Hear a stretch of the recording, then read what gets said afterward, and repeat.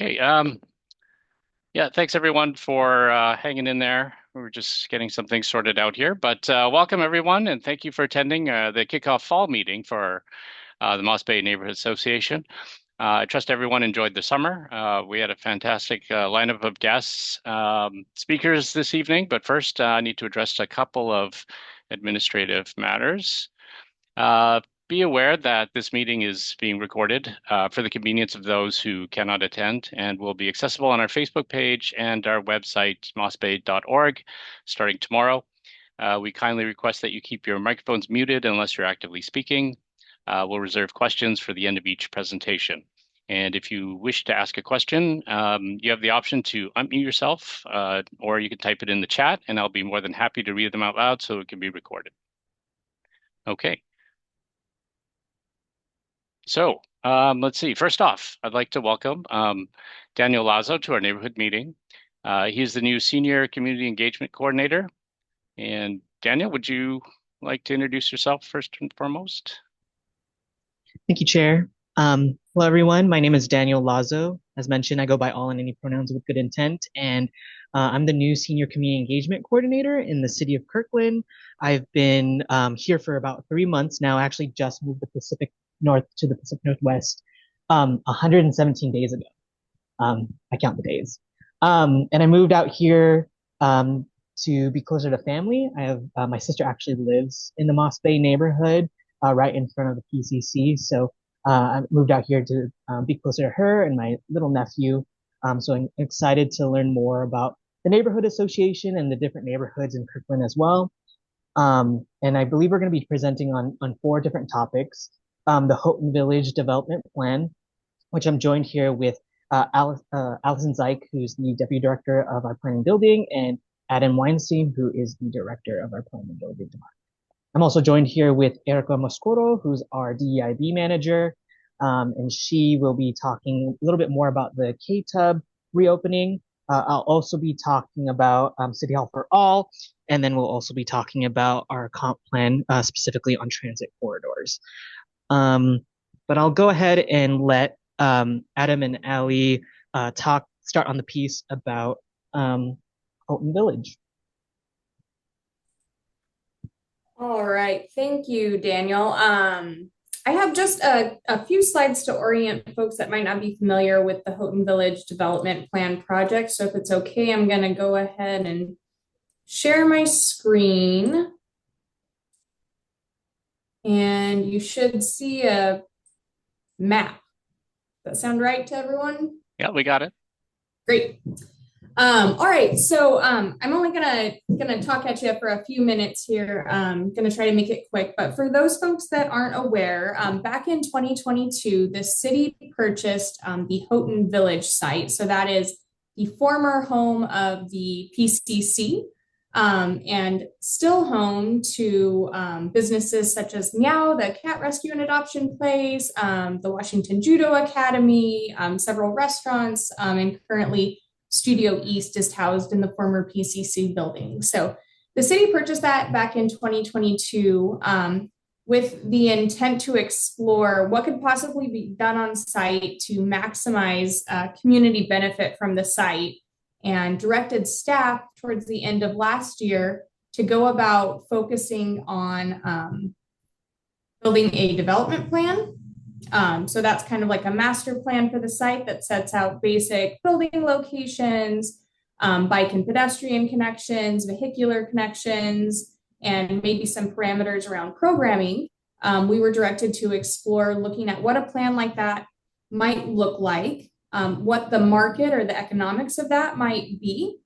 Again, with the intent to potentially provide there what the market might not. So with the city owning it and looking at different development options for it, maybe we could make something happen there that wouldn't otherwise happen there if like a market rate developer bought it. And so as soon as my slideshow starts cooperating with me, I'm going to show you just a few things about that site. So wanted to share just a few really special things about the site that kind of warrant the special attention we're paying to it right now. And we really focus on how centrally located this Houghton Village property already is. I think a lot of you are probably familiar since your neighbors up north, but there's already a lot of businesses and services around the property that potential residents in the future would have access to if they lived at that site. We've got a lot of educational opportunities around the site. It's right next door to Lakeview Elementary School. It's also got some good access to nearby parks, not to mention being really close to the Kirkland corridor. So good opportunity to link up to recreational opportunities around the site there.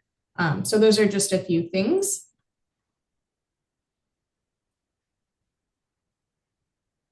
Whoa, okay. 2 clicks is turning into 1 and 1 click is turning into 2. Sorry, folks. Okay, I'm on a delay here. So for those of you, again, that might not be familiar, that PCC property or the Houghton Village property is just this parcel here outlined in the bold line. So that's the site that the city owns and is looking at developing a development plan for right now. It's right across the street from Houghton Center, where the Metropolitan Market, Bank of America, and Starbucks are. What we're looking at, though, when we're looking at this specific site, we're also kind of looking within a few broader contexts. So we're paying a lot of attention to what is next door to the Houghton Village property. And so we're kind of contemplating, if the Houghton Village property redevelops in the near future, how could we do it in a way that it would be able to be cohesive with any future redevelopment, either to the west at Lakeview Center or to the east at Houghton Plaza. So those sites don't currently have plans to redevelop, but we are contemplating what could be done here that would make this all make sense together in the future. We're also looking a little bit at this property to the north and how future roads might run through these areas if needed. We're looking at all that within the broader context of the area. So this kind of dashed pink line is what we're calling the area of consideration. And so the things that we're paying a lot of attention to, because we know that things like traffic at this intersection, we've heard a lot about that already. We know that we have to think about that, and we have transportation consultants on board to help us with that work, looking at this intersection. We've heard a lot about how used this portion of Northeast 68th Street is for people walking their children to school at Lakeview Elementary Center. So we wanted to make sure that our area of consideration stretches out far enough that we're paying a lot of attention to how we could make movement along here safer for bikes and pedestrians, especially for people walking kids to school at Lakeview Elementary. And then also wanted to capture kind of the connections to the Kirkland corridor, because those are really important aspects to the site as we move forward. So just a little bit more about the site and how it fits into the bigger picture.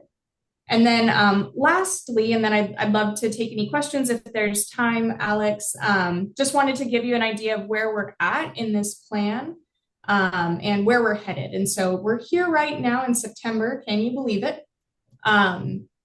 We've briefed council once on this. So back in July, we took city council an initial opportunities and challenges report, where we went into kind of a more in-depth version of what I just talked to you about, some of the opportunities and challenges that we've noticed about this site already. And then we started kind of in the background doing some site analysis, did a couple general outreach and engagement events early in the summer as well, to learn more from what people kind of wanted to see in terms of programming. So in terms of services or goods that they'd want to see available on the site, and learned a lot. So we held an open house in July where we learned a lot from folks. And so after finishing up that kind of opportunities and challenges phase, we're now moving into starting to sketch out some options, design options for the site and what future development could look like.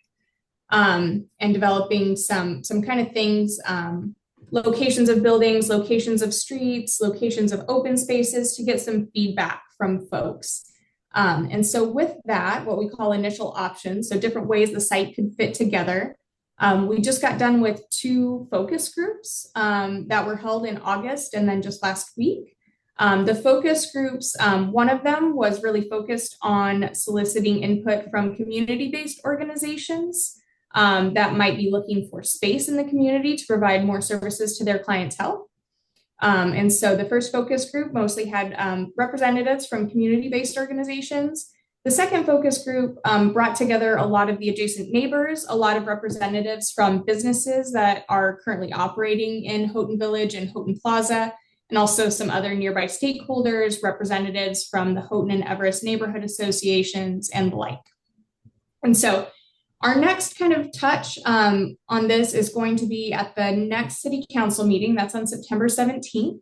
We have a lot of kind of exciting material coming out in that package. So that will include some of those initial options that I mentioned. So some different site plans showing the ways that the site could kind of bring together buildings, connections, open space.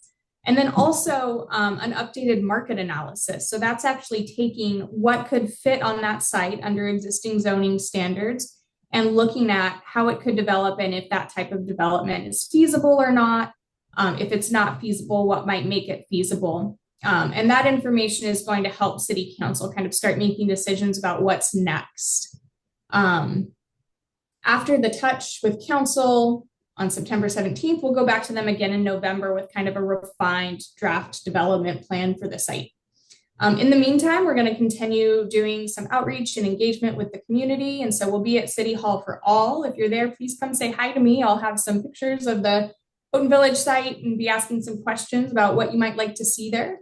And then also talking to quite a few of the neighborhood associations now that y'all are meeting again after the summer, and other community organizations, as well as talking to our youth council, senior council, human services commission. I think we're going to park board, cultural arts commission, and I'm forgetting one or two, I think. So I'm talking to a lot of folks, all focused on getting input for city council to use in their decision making. If city council does decide to move forward with adoption of a development plan for the site, that would occur in January of next year. And so I'll stop there. There's a lot more detail, but I'll stop there and maybe just answer some questions if there's any time.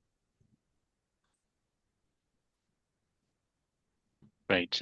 Thanks for all that information. I think we've had the very preliminary report probably last year or something like that, but it's good to get an update to see where we are. Any questions for Allison, just go ahead and type them in the chat. And sometimes I have trouble seeing raised hands, so you can just unmute if you have a question. My question for you is, just sort of kick things off, just wondering, in terms of the proposal, what's in that realm of possibility? Like, given the feedback that you've received to date from the community and the businesses, sort of where do you think this is kind of leaning? I don't want to preempt anything at this point, but like, we're not talking an amusement park, right? So like, right. Good question. And thanks for giving me a high bookend for level of activity at that site.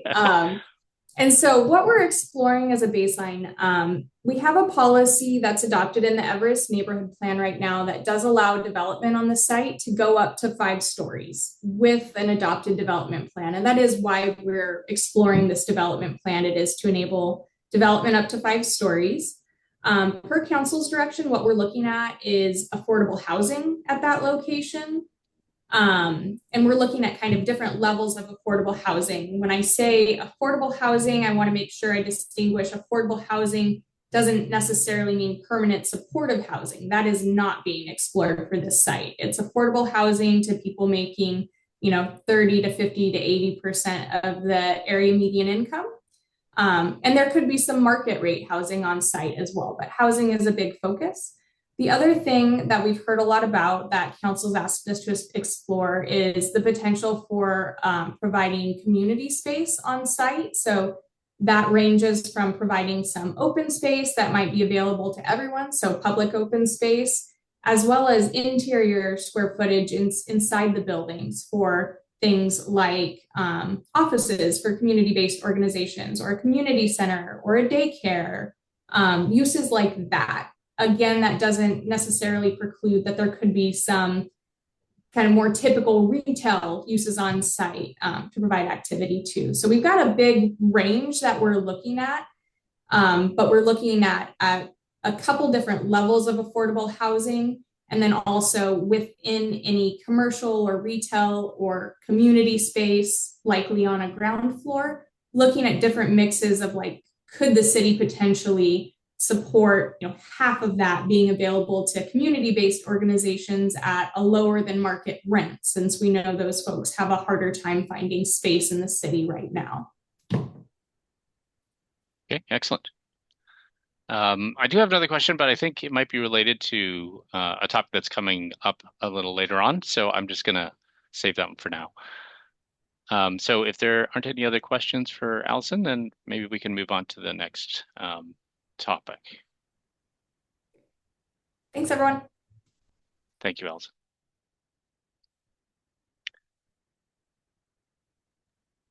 Okay, sorry, Daniel. I don't have the order of your agenda here. So who's up next?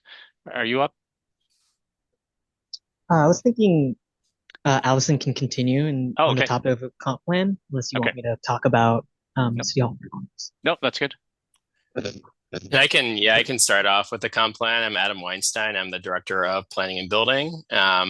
Thanks for having us tonight, by the way. And let me pull up my PowerPoint presentation, which have historically been really bad at using Zoom. So we'll see if I can do this. All right. Hopefully everybody can see a slideshow. We can. All right. And you can see hopefully the first slide. All right. This looks like success. So yeah, we're here tonight. There's a lot of really many policies in our comprehensive plan. We're sort of moving towards the end of our comprehensive plan update for 2044. The plan is for the comprehensive plan to be adopted by City Council in December of this year. There's lots of really great policies in the comprehensive plan that range from policies about promoting walking and biking in Kirkland to protecting open space to enhancing our tree canopy to establishing the vision for how the city grows over the next 20 years. So there's a lot of things in the comp plan. This particular presentation really just focuses on one particular policy, which has generated a lot of controversy and a lot of debate in the community over the last several weeks. And so the main purpose of this presentation is really just to cover what this one particular transit corridors policy in the comprehensive plan would do and what it doesn't do. I think that probably a lot of you have seen these signs popping up all over the city in people's yards along streets that say 4 to 6 story housing proposed on the street. Say no at you can use the QR code to get to a link which talks more about this claim. So this really isn't what the policy is about right now. And again, I just want to go through and walk you through the policy and what some of the objectives are. And then, happy to take questions at the end. So before we get into Land Use Policy 2.4, which is the Transit Corridors Policy, just want to talk a little bit about where we are at with the land use element, which is the chapter of the comprehensive plan where this particular policy is found. We've been talking about the land use element of the comp plan for many months at this point. The Planning Commission has been working on it for several months. The public hearing on the land use element was first opened up at the end of May of this year. And then really the public hearing for the land use element was continued through August 22nd. There were a couple of meetings held on the land use element. And then we're expecting the Planning Commission to make a recommendation on the land use element, including potentially the disposition of this particular policy on September 12th, so this Thursday. And the Planning Commission is accepting written comments on the policy until really the start of the meeting on September 12th, and has taken verbal comments extensively on this policy at all these meetings that are shown on the slide from May through September. And then September 12th is still not the end of public comment on the land use policy and the land use element. Council will consider adoption, or is expected to consider adoption of the entire comprehensive plan, including the land use element, on December 10th of 2024. And comments until that date of potential adoption are welcomed on the land use element or any other policies. So really just wanted to show that the existing policy in the comprehensive plan that is very similar to LU 2.4, really just to show that the concepts behind LU 2.4 are not necessarily new in the city. We've always, or for many years, talked about connecting higher density land uses to transit service for some reasons that I'll talk about in a couple slides. But this is the existing policy in our existing already adopted comprehensive plan that just says, locate higher density land uses in areas served by frequent transit service. And so we use this policy as sort of a starting point for crafting a much more detailed policy that talks about focusing more housing growth along transit lines. And that's the policy that's generated a lot of controversy. Now, these next couple slides are going to be way too many words for a PowerPoint presentation, but I just wanted to show you the current version of policy LU 2.4 and sort of walk you through it without reading every single word, just to show you, what is currently in the policy and what's really not in the policy. So just starting off with the top paragraph, which is really just about exploring additional capacity for residential uses along these frequent transit corridors. This version of the policy connects the exploration of looking at new densities along transit corridors to development of projects in the Northeast 85th Street Station area plan. So that's really what that first paragraph does. And then what the other thing the first paragraph does is say that exploration of additional density along transit corridors should be conducted pursuant to the framework established below, which is really the rest of the policy. And so the first part of this policy, the first part of this framework is really what we call prioritization, which is in what order should we study transit corridors for additional development capacity? And this policy establishes two tiers of priorities. The first are existing and future bus rapid transit lines, like the K line and the Stride line, which would be along I-405. So the first priority would be, looking at additional capacity along those bus rapid transit lines. And then the secondary priority would be looking at additional residential capacity along transit corridors that are not bus rapid transit lines, but that still have pretty good transit service. So basically 4 buses per hour during commute hours. And then that tier 2 is divided into 2 sub priorities as well. The first is, good transit service along routes that travel through or connect the city's regional growth centers. So the greater downtown or Totem Lake. And then the second sub priority would be, good bus service that does not travel through or connect the city's regional growth centers. That's the first part of the policy. This is the second part of the policy. Again, really small font, so I apologize for that. But again, just wanted to show the entirety of the policy. The City Council has given us direction to provide a lot more structure and to give people a sense of what would the process be like for undertaking any of these changes to development capacity, because this policy does not currently rezone anything. It just establishes a policy objective for creating more growth, allowing for more growth along these transit corridors. And so this public process section of the policy really just talks about, all the steps that would happen in implementing this policy in future years. And I have a graphic and a couple of slides that summarizes this a little bit better, but there's nothing really new here that's not necessarily in our zoning code right now. This talks about if the policy is adopted, getting the project for future rezoning into the planning work program, conducting environmental review, possibly doing a corridor study to make sure that really all the things that we need to support density are in place if this policy goes into effect, like schools, adequate school capacity, transportation infrastructure, parks, etc.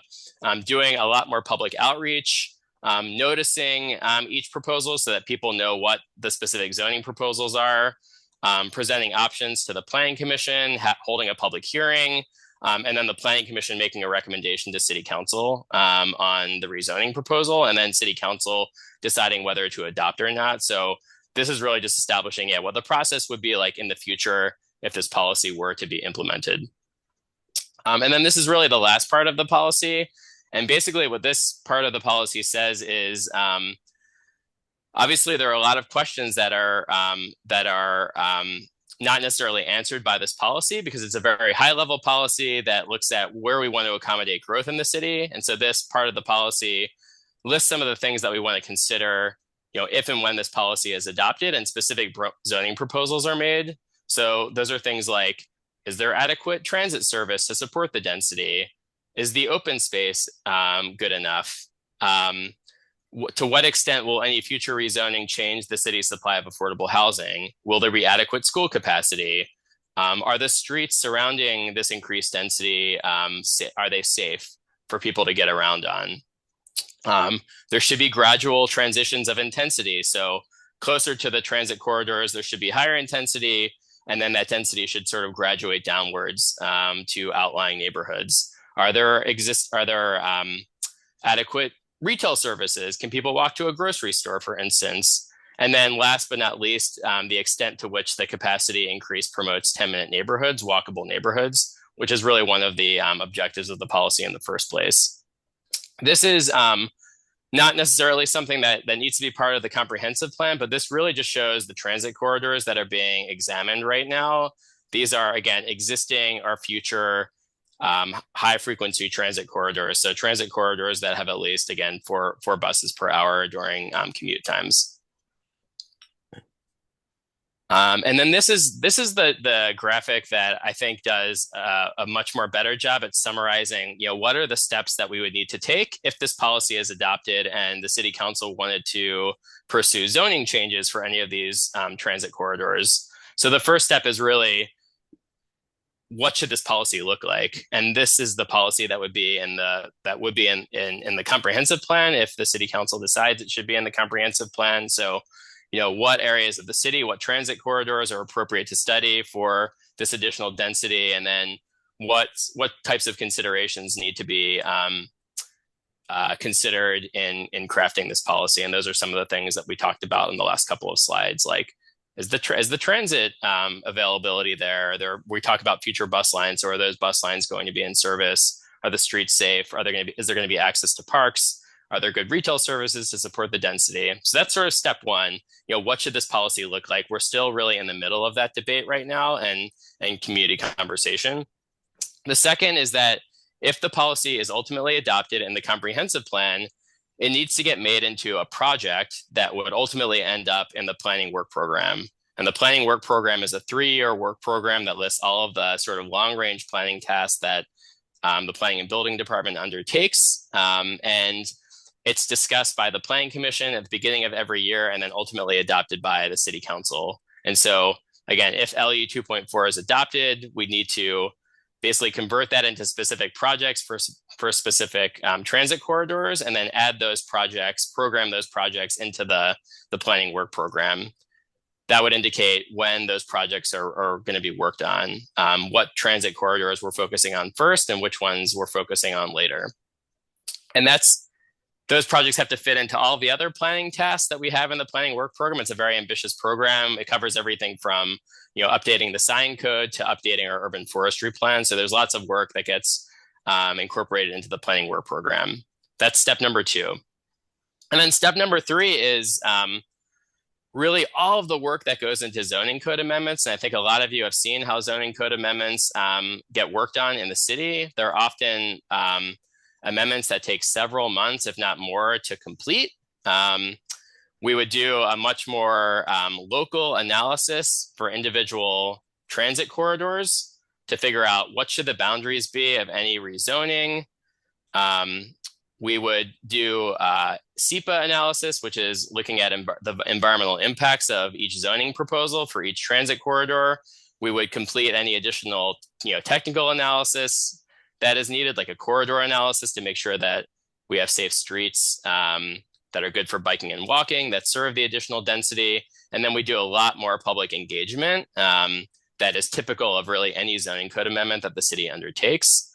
There'd be signs that would be posted in the neighborhoods to show what the proposed densities are, what is included in the proposals. And then we take a lot of public comment. There'd be public meetings, there'd be public hearings. The planning commission ultimately would make a recommendation to city council, and then the city council would decide whether to adopt it or not.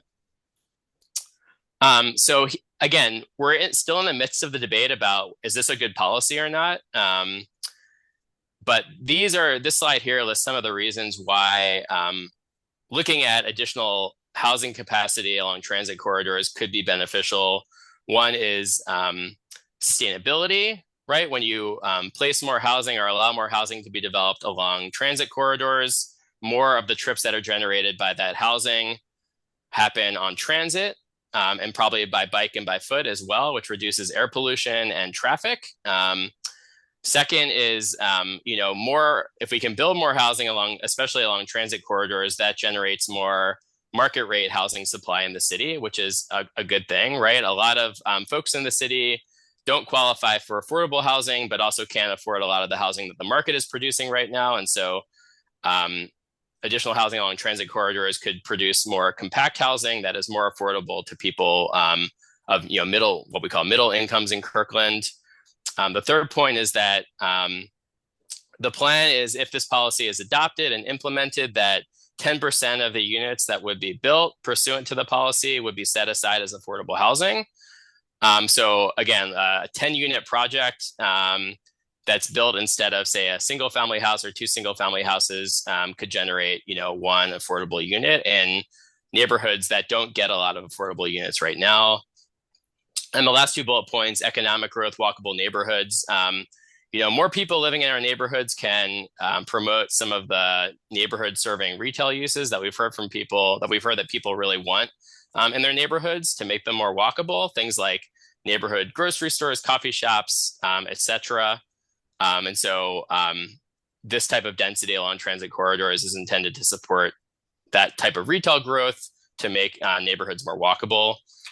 We have a handout that talks about some of the misconceptions related to this policy and what the policy actually means. And there's a really long link at the bottom of this slide, and we'll probably distribute this PowerPoint presentation after this meeting. But you can go to that link and find out more information about transit corridors as well, the transit corridors policy. This is a relatively short summary of what we've heard from the community about this policy. We've gotten lots and lots of feedback from the community, as you already know. Lots of critical concerns have been expressed, concerns about traffic and safety. A lot of those comments have been from folks who live in the Market and Nuremberg neighborhoods, but we've gotten critical comments about the policy from, I would say, across the city. There is support also for not having as much growth along transit corridors, but focusing that future growth around regional growth centers, like the Greater Downtown Center, which already is zoned for a lot of growth. There are questions about why the comprehensive plan doesn't identify specific building heights or densities along transit corridors. This is really just a high-level policy that talks about the idea of focusing growth along transit corridors. Height and density are things that would be figured out when the zoning proposals are developed. And there is also concern that, these comprehensive plan policies just set the stage for future specific densities and building heights, although that's really not part of the policy right now. And then we've also heard a good deal of support for the transit corridors policy as well. Support for any policies that expand our production of housing, both market rate and affordable housing in the city. And then there are some advocates for looking at relatively dense development along transit corridors to meet some of the community objectives that we've been talking about. Just wanted to show this, we've gotten lots and lots of comments on this policy. We continue to get, I would say, a dozen or more comments maybe every single day on this policy. And a lot of the comments are relatively critical about the policy. I just wanted to show what some of these comments are looking like. This is actually one that we received today from one of our community members. And I just highlighted some of the things that I feel like are not exactly in line with what the policy says, just to sort of illustrate sort of the gist of some of the public comments that we're getting. So this comment says, I'm not going to read it. I'm not going to read every word, but it talks about the proposed plan sweeping upzoning, allowing for 4 to 6 story buildings across nearly 9 square miles. That's not true. There are no specific parameters for upzoning along these transit corridors. We don't establish building heights. we don't establish density, we certainly would not anticipate that 4 to 6 story buildings would be built across all of these transit corridors. That's a relatively high building height that I don't think is realistic for a lot of these transit corridors. Another claim is that, yeah, this policy would add an additional 100,000 potential units to the city, which would triple Kirkland's population, far exceeding the city's needs. Again, I don't think there are any facts to support that. It's certainly almost impossible to imagine that any type of rezoning that would ultimately adopted would yield that many residential units. And then lastly, the proposed land use plan will push Kirkland's transportation and school systems to a breaking point with no clear solutions. As I outlined in the current version of LU 2.4, the policy establishes a specific process and specific criteria that we want to look at in conjunction with any zoning proposal to make sure that there's adequate transportation infrastructure and adequate school capacity. So even though that's not spelled out in a lot of detail in the current policy, that's something that we would do as part of any rezoning proposal, similar to what we do with any rezoning proposal in the city that looks at expanding housing capacity. One of the things that's new with our comp plan process this year is that our housing element and land use element have to go to the King County Affordable Housing Committee and get a thumbs up or thumbs down from the Affordable Housing Committee. The Affordable Housing Committee needs to find that our housing element and land use element support and are consistent with what we call countywide planning policies, which are regional policies that in this case have gone through a lot of change over the last couple of years to make sure that cities are being really accountable in terms of the policies that are in their comprehensive plans that relate to housing production and especially affordable housing. And just wanted to highlight this one particular comment from the Affordable Housing Committee. This is our official letter from the AHC, which says that the AHC strongly supports the future addition of a frequent transit corridor overlay to the city's land use strategy, which would add capacity for higher intensity residential uses along identified frequent transit corridors. Again, this doesn't require that this policy ultimately get adopted. The city council can decide, otherwise if it wants to. It just says that this is a policy that the AHC thinks supports the housing goals in the countywide planning policies. So options for here on out, as I said before, this policy is not completely baked right now. It has not been recommended for adoption by the Planning Commission. It has certainly not been adopted by the City Council. That won't happen. That won't be considered until December. So the options in front of us are, first, don't include this policy in the land use element. This policy is a policy that could be taken out of the land use element. Second, the currently proposed policy, the one that we showed, could be retained in the land use element. And the third option is the policy could be amended further to address some of the concerns expressed by the community. For instance, certain corridors could be eliminated from consideration in the future. We could establish maximum building heights in the policy itself. That's not necessarily something that we like to do in the comprehensive plan, which is very high level, but it is something that could be done if that's the desire of the Planning Commission and City Council. And we have some options that reflect some of these bullet points in the staff report that has gone to the Planning Commission for their meeting on Thursday. And with that, I'll happy to take some questions, and maybe I will escape out of the big screen. So what we did is we collected questions from the neighborhood ahead of time, and I think you've answered quite a few of those questions already. There might be a few here that haven't been answered, so I'm going to start with those, if that's okay. Yeah, that sounds great. So here is one. There seems to be a lot of anxiety, anger, and candidly, we're seeing it from everywhere. So as you've sort of addressed already, Adam. So just, from both sides, those supportive, those who are opposed. The question is, has the city considered any other approaches to calming this down so we can listen to each other and work together, because the current process doesn't seem to be working, at least not in this respect? Thanks for the question. Yeah. And I would welcome Allison Zeig, my partner in crime, to chime in if she has anything else to add. But as I said before, there's lots of community debate about this policy with good points on both sides, right? And there's some support and there's, a lot of opposition as well about the policy. We've been trying to go to every community meeting that we've been invited to. There was a special meeting that was held really just for the Weston Market neighborhood. A lot of Norcoke folks were there as well. That was several weeks ago. We went to that. We've tried to get information up on our website to provide some facts about the policy. We've tried to lay out options for the Planning Commission to consider and ultimately for the City Council to consider. We had a special agenda item with the City Council to get additional direction on the policy. So we've really tried to be really, really transparent about what the policy includes right now, what it doesn't include, and then to give our decision makers lots of different options for changing the policy or eliminating it or pursuing it. And we would love to hear what folks here at this meeting think about how we can, help resolve some of the community differences. Like we'd like to get community support for whatever ultimately gets adopted by City Council. So if folks have ideas about, what we should be doing or shouldn't be doing, we're totally happy to hear that. And we're happy to come to, any meeting that you invite us to talk about this. Partially due to sort of the time constraints of this meeting. That's one of the reasons we tried to collect the questions ahead of time.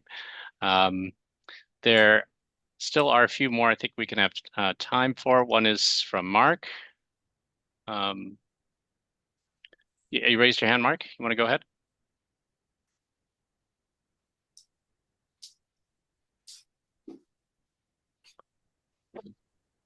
Trying to find hello? Oh, yeah, we can hear you now. Hey, Mark. Oh, hey, this is actually Taylor. Taylor. I think a buddy used my account and he logged in to put his name and I forgot to change it. Sorry about that, Alex. No, go ahead. Can you hear me okay? Yeah. Yeah. We'll still take your question. Yep. What's that? We'll still take your question. Under my alias name. Okay, cool. Hey, well, thanks for doing it. Sorry, I wasn't planning on asking a question, but or more so just a statement. But as you know, me and my twin and mom have Ivy, and the last thing that just kind of jumped out at me is where we were talking about the more businesses in retail, which of course I'm all for, and I know all of the customers come in. It's it's like therapy, whether you want it or not. They want to talk and give you opinions about anything and everything.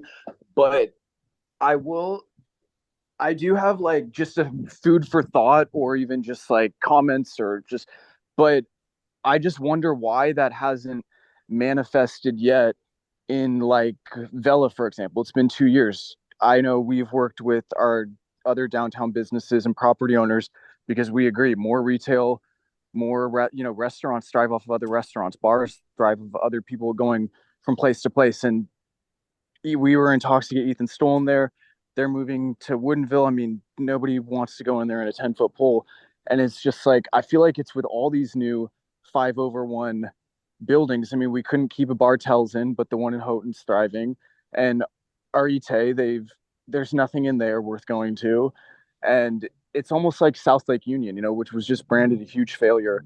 And for whatever reason, these places just aren't appealing to entrepreneurs but there's the density there, but they're not attracting anything other than, the same Paneras and whatever else. But so I'm just wondering if you guys have considered like how to make this different and why it hasn't manifested thus far. But I think maybe I have like a food for thought is when these places go up, it also increases the rents. And I know that I was just down at a place. I love to go to this old record shop in U District, and U District just went through a huge rezoning, and unfortunately, with the rezoning, it increases everybody's rents. And now they're going out the cool little coffee shop down there in place of all this expensive housing. And I think a lot of people worry about what's going to happen on Market Street, which is a big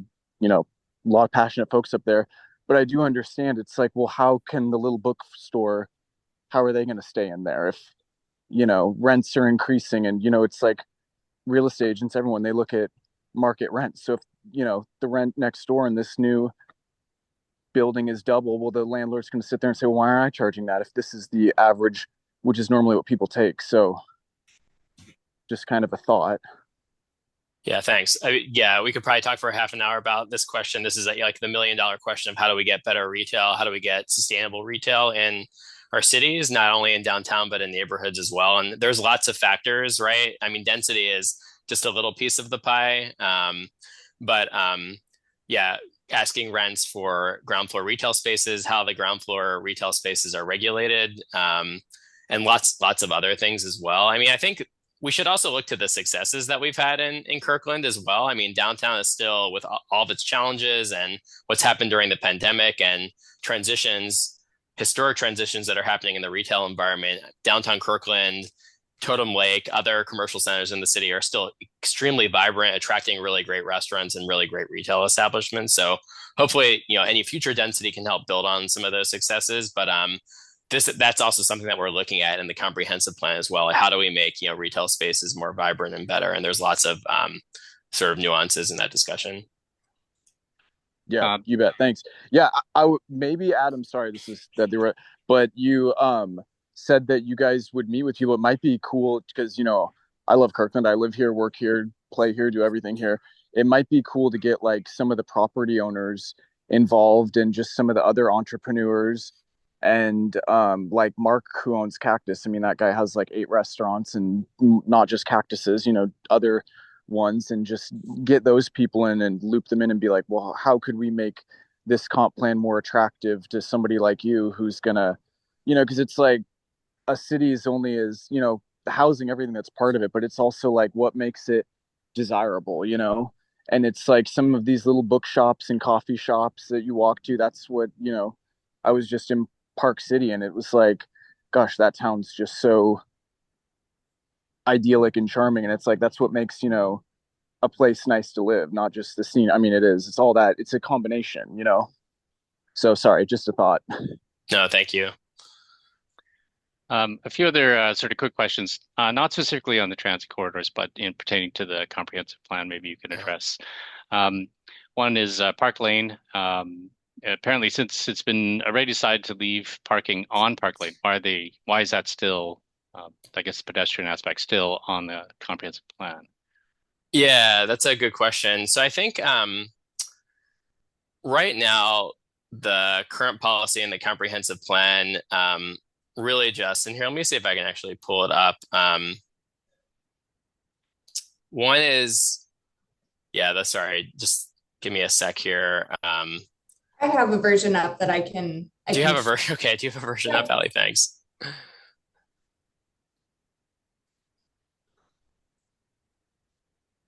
Yeah, basically what Ali is pulling up is some additional language that was added to the Market Street, the Moss Bay chapter of the comprehensive plan that talks about expanding and iterating on pilot programs to enhance pedestrian-only access along Park Lane. There's a statement in the narrative following that policy that was added into the section that talks about after considering the findings from the future of Park Lane case study, the City Council opted to defer the study of any permanent closure of Park Lane to vehicle traffic until such a time that a robust community engagement process can be undertaken to better understand a holistic community vision for the future of the downtown Kirkland area. So yeah, it cites the study that was recently done about Park Lane, but leaves the potential open for any additional pedestrianization or activation of Park Lane.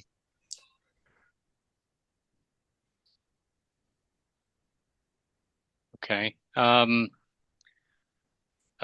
right. So next, promenade along Lake Washington Boulevard. Where is this mentioned in the comp plan? And we haven't heard about it other than Jay Arnold saying they should look into funding it. Yeah.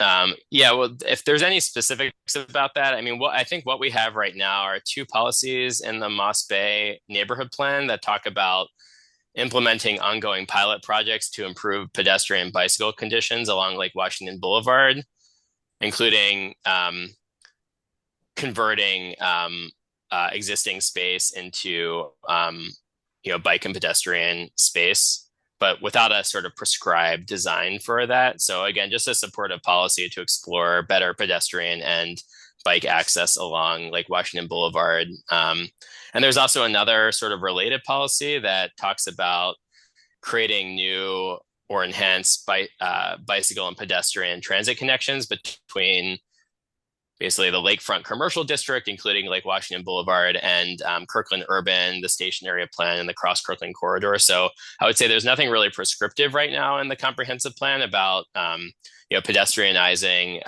Lake Washington Boulevard or doing anything differently regarding bikes, but just a policy that supports making those conditions better for bikes and pedestrians. Okay, there's a couple of questions in the chat from, I guess, the group over at Uptown. Just going to read them out for you. You referred to the greater downtown area. What's the definition for that? Okay. Yeah, the greater downtown area is an urban center that was designated by the county and PSRC. The intent behind the designation of the urban center, which was the result of a longstanding policy in the comprehensive plan, was to basically acknowledge the role that Kirkland is playing in accommodating growth and in providing really great places for that growth to happen, and then also making us more eligible for getting regional and state and federal money for transportation improvements in that area. So again, the greater downtown area is a station area plan, basically in Moss Bay, sort of smushed together. And then we have another urban center that's up in Totem Lake, and we pursued a listing of that for similar reasons. Okay, good, thank you. Their second question is, Adam, you asked how we could get more agreement on LU 3.4. I suggest you rethink the order of erecting transport corridors and housing zoning. What I mean by this is that we should begin with where we want the high density housing and then add transport to those areas. So it's sort of, I think, just kind of reversing the logic. Yeah. That in the way it's being presented today.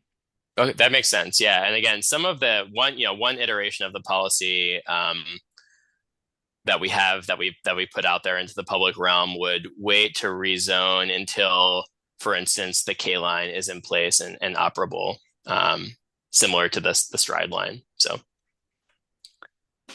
Okay, thank you. B, as a suggestion here, can one of the planners please show the transit corridors that are being considered and the portion that is Moss Bay? Yes. Here, let me try to share again. Oh, thanks, Ali. I think I just did. Go for it, Ali. Yeah. Yeah, so thanks for bringing that up, B. So right now, if I zoom out, this is our draft. Again, we don't have a planning commission recommendation for it yet, but this is our draft land use map for the 2044 comprehensive plan. The transit corridor overlays are that kind of hatched, this sort of gray area. So I'll kind of zoom into the Moss Bay area and you can see how they overlay. I want to note that we studied these at a potential of 50 dwelling units per acre, and a lot of the areas that you see, especially within Moss Bay, are already zoned for far more dwelling units per acre than 50.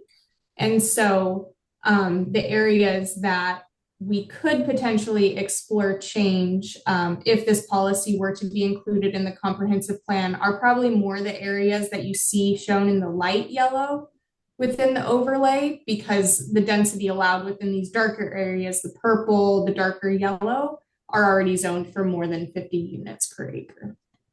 But I hope that answers the question, B, and I'm happy to provide a link. This map is in the draft element that's included in the Planning Commission packet that I linked in the chat. Great, thanks, Allison. Mm-hmm. So it looks like pretty much all of Moss Bay is considered within the transit corridors, right? And I think it's just I don't think people have a clear understanding, or I certainly don't, in terms of like how that density is going to be calculated. And I'm assuming that's happened somewhere else. Like, are we talking sort of average for along the corridor? Are we measuring per square mile, or how that works? Yeah. So again, no densities have been established yet for any of the transit corridors, right? Whether it's 50 or 100 or less than that, that just hasn't been established yet. And again, yeah, regarding the impacts to Moss Bay, probably very, very modest for the reasons that Ali mentioned, that downtown Moss Bay in particular has already been subject to quite a bit of upstoning over the years. And so, which exceeds probably any of the densities that we'd likely consider as part of the transit corridors policy if it were to be adopted in the future. So I think, yeah, we would anticipate pretty modest impacts, if any, to Moss Bay from the transit corridors policy. Okay. One last question here from Carolyn. What is the Stride bus line? Okay, yeah, sorry. That's the we were so good at using acronyms in the planning world, but the Stride line is the new bus rapid transit line that will open up in, what is it, 2026? Is that right? Is that the latest? It might be 7, 6 or 7. Let's go with that. 6 or 7, 2026 or 2027 bus rapid transit line that will extend from Linwood to Burien, passing through Kirkland along I-405, including the station area, the Northeast 85th Street new station there, that will connect to light rail in Bellevue and other destinations as well. So it'll be basically light rail style service, but on a bus, with that level of frequency of service and that speed of transport down the I-405 corridor. So we're really excited about that line. And I just dropped a link to Sound Transit's website for that Stride line into the chat if you want to learn more. Got it. Okay, I'm afraid that is pretty much all the time we have, plus some, for this particular agenda item. Thank you so much for all the information and the patience for answering all these questions for us. Potentially, we will take you up in our offer and do something, maybe a separate meeting that's more focused if there are additional questions. In the meantime, whatever questions I gather, I'm going to concentrate, and then I will send you emails to have those addressed. Thanks, Alex. And Ali and I are also very, very happy to talk to any individuals that call us as well. So if you have a burning question about this, feel free to reach out to one of us, and we're happy to meet with you or chat with you on the phone. But thanks for having us. Yep. Thank you so much. Okay. So, Daniel, where are we in terms of your agenda? Are we doing City Hall for All now? Yes. Okay. City Hall for All next. I can share screen actually from my you can do laptop. it? Okay. Perfect. Yeah, it's at 10%, but I think I'll be fine. Hello, everyone. Again, Daniel Lazo. One of the major projects that I'm planning is called City Hall for All, and it's been going on for a couple years now, but this is my stage of planning it. So kind of what City Hall for All is, the purpose of City Hall for All is it's in alignment with Welcoming Week, and this is I'm going to talk more about what Welcoming Week is, but it essentially is to celebrate the work in communities to become a welcoming place for all in Kirkland. This event includes meeting city council. We're going to have a Touch a Truck event on Fifth Avenue. There's going to be food trucks and food. City services are going to be open on that Saturday, as well as different city departments tabling. We're going to have a sustainability showcase, and I'll talk about later about the elements on that. Some live entertainment, a pop-up market, and some food giveaways from these tables. And so, what is Welcoming Week? Well, Welcoming Week is hosted by Welcoming America. And this is a nonprofit really catered to being inclusive in communities across the nation. And this is to ensure that everyone really belongs. And what Welcoming America really believes is that all people, including immigrants, are valued contributors and vital to the success of our communities and shared future. So this year, the theme for Welcoming Week is We're All In, and it invites communities to showcase how they're building places that value all perspectives, backgrounds, experiences, and cultures. And this is really in alignment with our diversity, equity, inclusion, belonging 5-year roadmap. And so items from that roadmap include 3.3, which is Welcoming America has a certification to certify cities as welcoming cities. And so this event is in alignment with that, as well as establishing an equitable and welcoming third place. And for those who don't know the concept of third place, it is a space where people go to in between their home and their workspace. A third place you would like to think is like a city park, whether that's Marina Park or somewhere nearby, or a grocery store or the mall. But a third place can also be considered City Hall for people to visit and really feel like it's a place for And so this event is pretty massive. We're closing down the City Hall parking lot, as well as Fifth Avenue between First and Second Street. As I mentioned, think of City Hall for all in four elements, whether that's city departments and council and community partners, to local businesses, food and culture, and the fourth thing being trucks, which kids absolutely love. Note that neighborhood associations are welcome to table at this event. I believe we have some already tabling at this corner over here. The date for the event is Saturday, September 14th, this upcoming Saturday, and the event runs from 11 to 4 o'clock. We do have the event earlier open for a quiet touch of truck, so anybody who might have sensory overload with a big crowd, 10 a.m. we're going to be able to have trucks already on the street for people to visit. And so this is kind of what this map really shows. We're going to have a big truck day, so we have a feature of many trucks along Fifth Avenue, whether that's a fire truck. We're going to do our famous ladder truck with a free parachute drop. We're going to have some public work trucks, such as a Vector and a backhoe, or a paver truck. We're going to have some PD vehicles as well.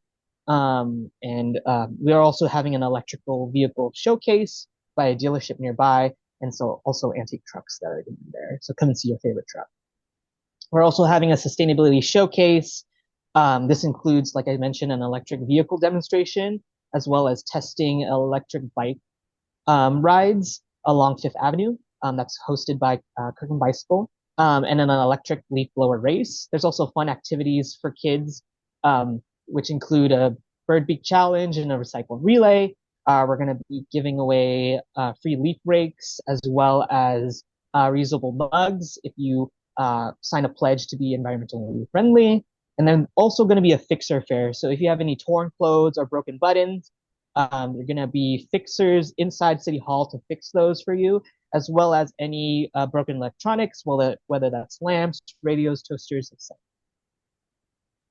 We're also going to have a story hour at City Hall for all. So if you have a family and would like your kid to read some books with the mayor and our Kirkland Library Board, bringing out your blankets and your lawn chairs, we're going to have a story hour from 1 o'clock to 2. And that's going to be at the northwest corner of the City Hall parking lot. There's a nice patch of grass there with plenty of shade. So Mayor Kelly Curtis is going to be doing a book reading. These are one of the 4 books that we're going to be reading, and hope you can guess which one she's going to be reading. There's also going to be a children's book swap. So right next to the library board's booth, if you have any old books or would like to refresh your collection, there's going to be a book swap there hosted by Waste Management. These are the participating vendors. We're collaborating with One Eastside Spark. We're going to have over 30 vendors. This includes some small businesses, as well as some food vendors. I marked all the food ones in green so that you can satisfy your palate there. We're going to have some shaved ice as well as some kettle corn too, for more of the snack type. Inside City Hall, we have some, we're going to continue with our open services. So you'll able to process those. For the rare time, we do have passport applications open, but that is by appointment. And so that's going to be happening on Saturday, as well as some art exhibits. We were approached by a Lake Washington High School student, part of their Young Palette Club, to show a immigrant story art exhibit called Peace and Harmony, as well as a multilingual, multicultural LGBTQIA educational art exhibit by Wolfberry Studios. The ask I have for y'all here today is we do need some more volunteers. The shifts are between 8 to 5, so set up to breakdown. And you can reach out to either me or Michaela Binns, who is helping me organize the volunteers. And these are some of the duties that we're going to have for the volunteers, whether that's just standing in front of the barricades, directing people as they need. We have the bike valet, so if you would like to bike to the event, you can park your bike at City Hall safely, as well as making sure the place is clean with picking up litter, etc. And that is it. If you have any questions, let me know. Great. Thanks so much, Daniel. Just from the looks of it, it looks larger than last year, I think. It's definitely more impressive.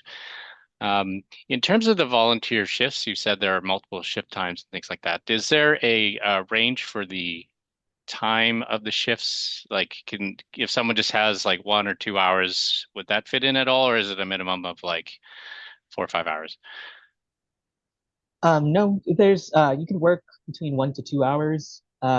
Volunteers will also get food at the event. We have catered food from Los Chilangos, which is one of the food trucks that's going to be there. So if you volunteer, you'll be able to get some free lunch as well. Okay, great. Food is always a great selling point to people. Yeah. Also the giveaways. So I think Yes, the giveaways. last year I got the snow shovel. I think it was last year, and so I saw rakes and mugs.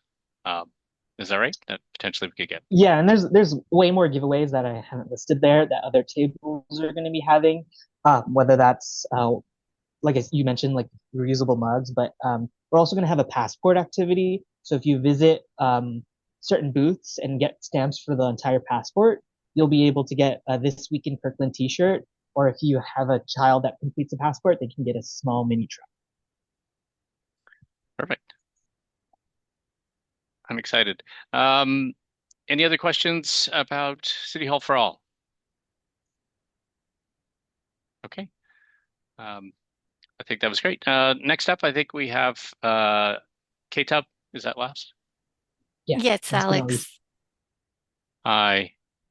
Is that Hi. Erica? Oh, there you are. Hi. Hi, Alex. Good evening, everyone. My name is Erica Mascorro. My pronouns are she, her, ella, and I'm the City of Kirkland's Diversity, Equity, Inclusion, and Belonging Manager. And tonight I'm going to be talking to you about our Kirkland Teen Union building, or we refer to it as K-Tub. And let me see, share. If you can see my screen. Yep. Okay.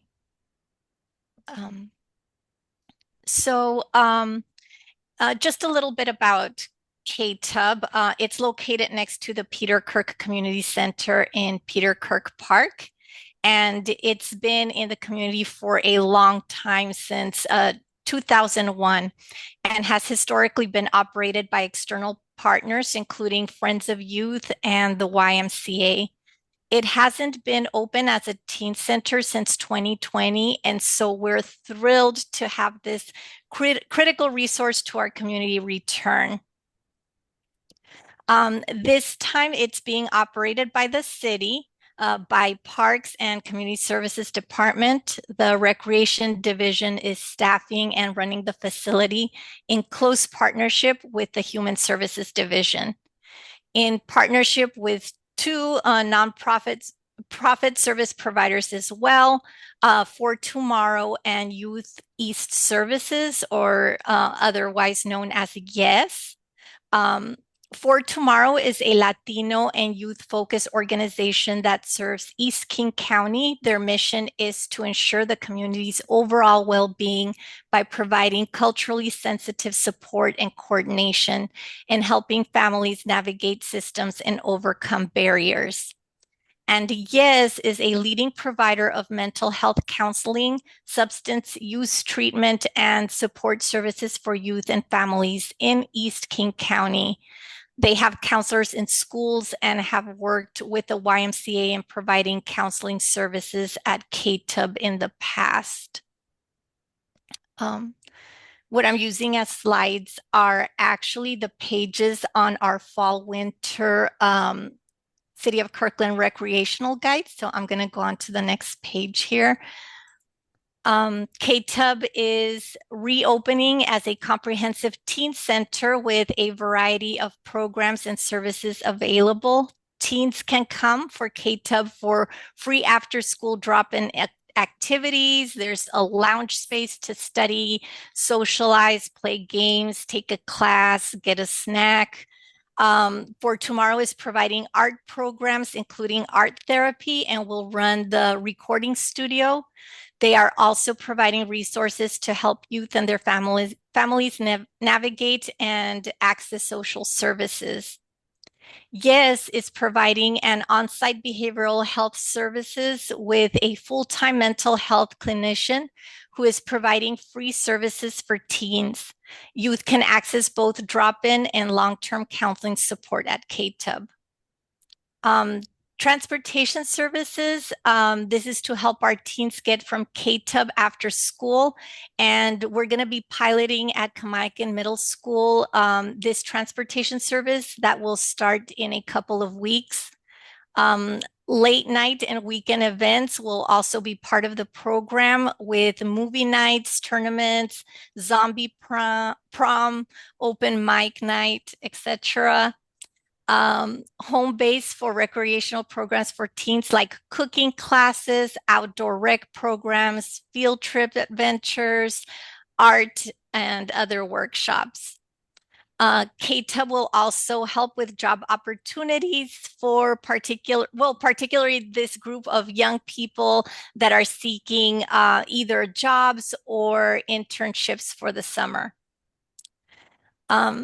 Next year, there will be daytime activities with teens that also include a preschool program and adult rec programs. And in the summer, KTUB will host summer camps for both youth and teens. The city envisions KTUB as a safe place for all teens to gather where they feel safe, respected, and heard. KTUB is also where teens can build confidence, develop new skills, socialize, improve their mental health, and receive or connect with the Human Services Division. We want KTUB to be a place where youth of different backgrounds and experiences can bring their perspective, feel part of the community, and contribute to their own development and receive individual support needed to be active and engaged as a community member. KTUB will aim to offer programs and services that are culturally relevant and appropriate and representative of our community needs. To accomplish this, we've hired some staff who are representative of youth being served and are soliciting and prioritizing youth voice, engaging youth in decision making. Who can come to KTUB? When youth arrive at the front doors at KTUB, they will see a welcome in many different languages. They will see the inclusive progressive flag.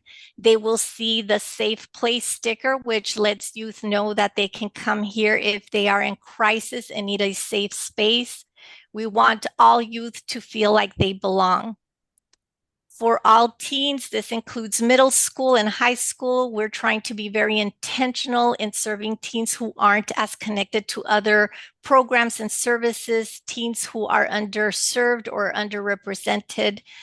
This includes youth from low-income families, youth who identify as BIPOC, which is Black, Indigenous, People of Color youth, or who identify as the part of our LGBTQIA plus community.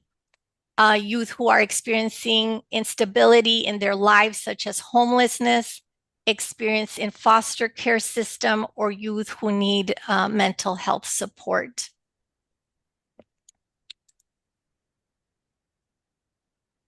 We have been working the last few months to get the building ready. The building has been well loved and it was in need of some TLC.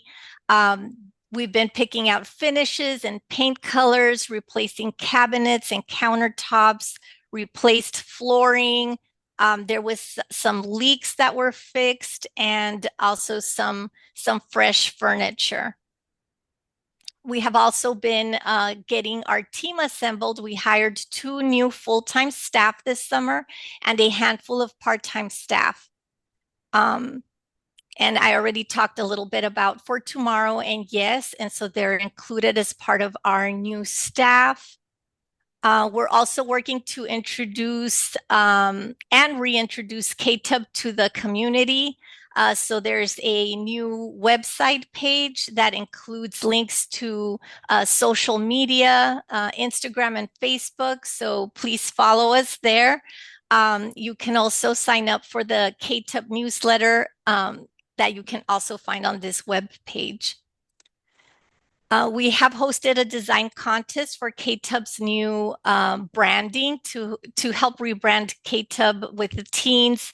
The teens submitted designs, votes, and that were collected on social media, and there was youth judges that helped decide for the winning design.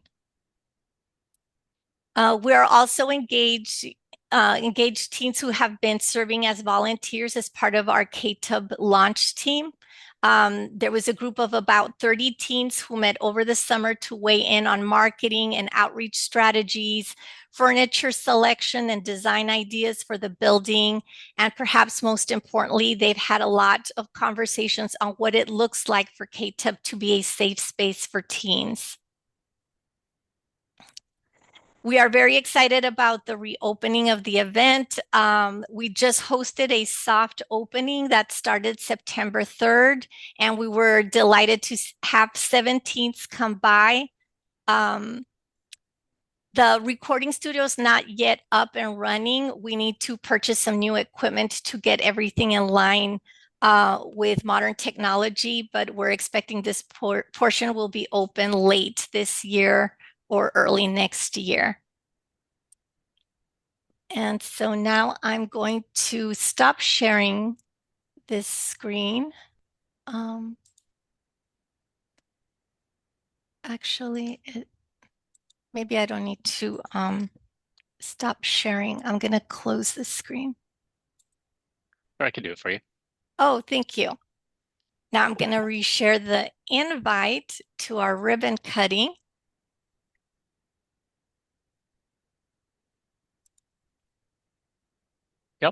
Okay. And so we're hosting a grand reopening party on Wednesday, September 18th from 5:30 to 7:30 p.m. This open house is for the public, so please stop by. There will be tours of the space. You get to meet staff, do some activities, play games. We'll have 2 youth performance groups on stage, and we'll have light refreshments and a scavenger hunt. We're also hosting monthly open houses. The first one is scheduled for Tuesday, October 1st at 6:30 p.m. And these open houses are intended for parents and other adults interested in KTUB to come see the space and meet staff and learn more what we're about. We'd love to have you if you can help us reintroduce KTUB to the community, let the young people in your lives know about it, follow us on social media, and subscribe to the KTUB newsletter. If you're interested in contributing to KTUB, we are seeking donations. Money will go directly towards teen programming, such as supplies and equipment or snacks and food for teens.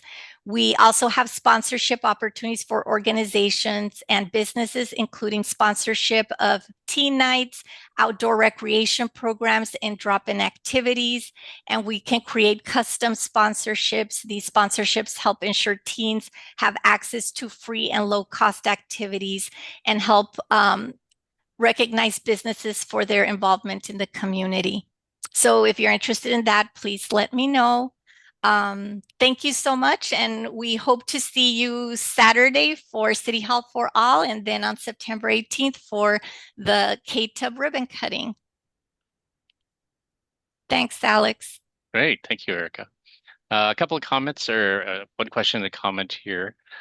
So from our friends over at Uptown, does KTUB seek to serve Kirkland residents or youth from anywhere?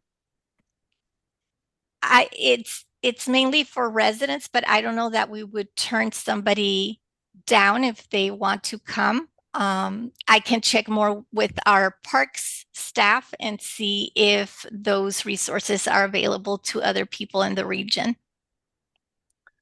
And then Beverly says, thanks for such an excellent, informative meeting. So thanks, yeah, Bev.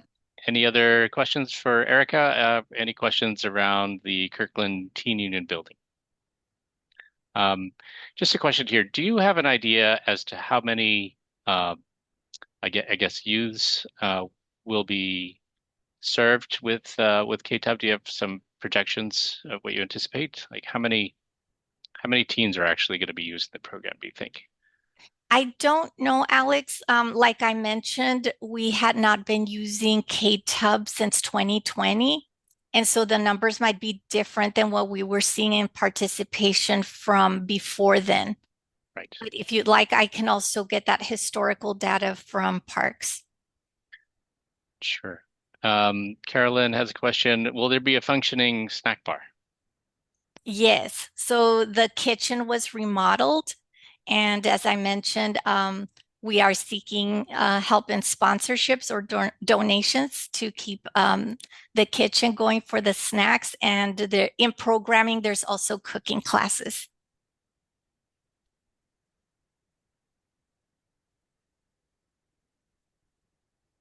Okay. Well, with the interest of time, I'd like to thank you so much for the presentation and hope to see you again, at least at the opening, if not at City Hall for All. With that, also like to say thank you very much for our other guest presenters, Daniel, Allison, Adam. Did I miss anyone? No? Okay. Thanks so much.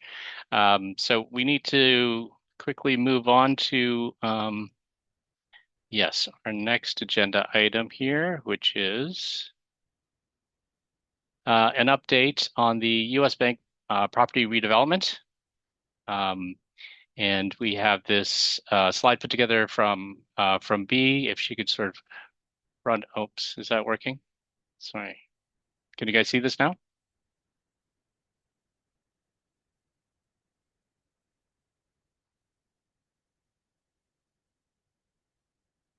Okay.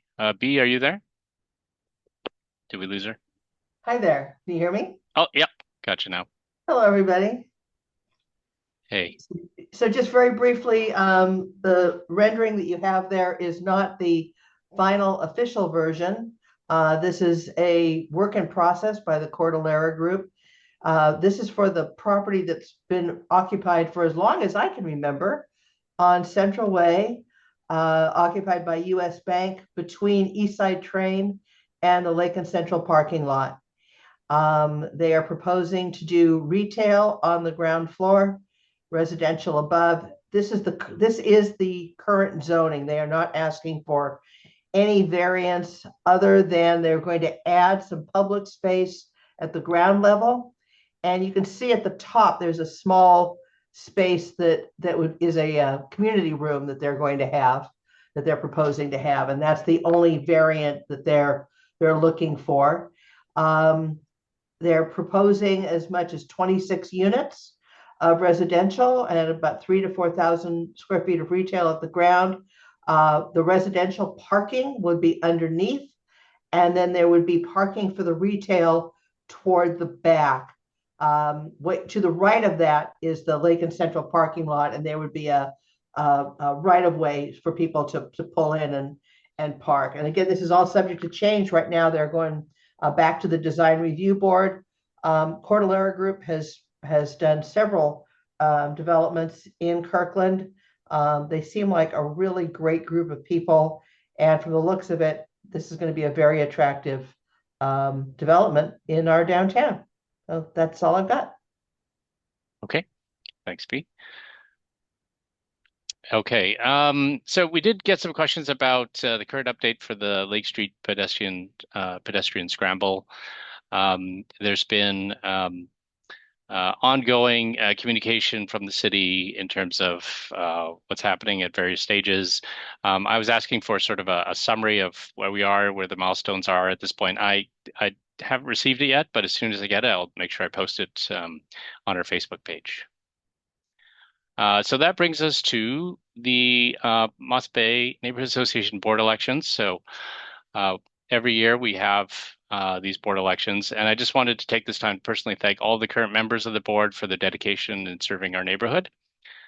Being on the board is open to all Moss Bay residents, and if you would like to get more involved in the community, we are accepting nominations to the end of the month. So please feel free to reach out to any of us if you want more information to figure out if it's a good fit for you. So these are kind of the main dates that you just have to keep in mind. Interviews will happen the beginning of next month through the 19th. You can actually come and meet all the candidates and current board members, almost all, at our next happy hour on the 14th. Look for future communications to figure out to let you know exactly what location that will be. And every year we also do a member poll. So for everyone in the neighborhood, we just try to get a pulse for what's interesting for you. How do we make these meetings more impactful? What else would you like to see? And that should run through the end of next month. And then we'll announce all the results and publish the poll at our next meeting on November the 13th. Okay, so the dates again, October 14th is our next happy hour. Our next meeting is on November the 13th. Okay, I think that brings us to the end of our agenda. Thank you all for tuning in today. And once again, if you have additional questions for any of our guest speakers on any of those topics, feel free to forward them to me. I'll collect them and send them along, or you can, of course, ping them directly as well if you have specific questions. All right. Thank you so much, everyone. Thanks all. Good night.